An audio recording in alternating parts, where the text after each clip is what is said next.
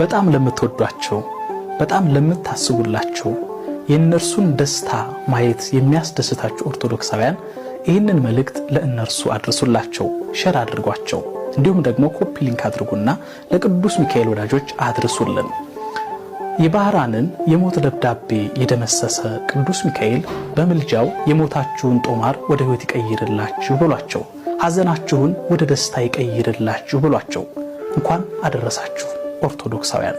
ቅዱስ ሚካኤል ሁላችንን ከእሳት አውጥቶናል፣ ሁላችንን ከመከራ ታድጎናል፣ ሁላችንን ደስታ አጎናጽፎናልና ቅዱስ ሚካኤል በምልጃው ደስታችሁን ፍጹም ያድርግላችሁ፣ ደስታችንን ፍጹም ያድርግልን።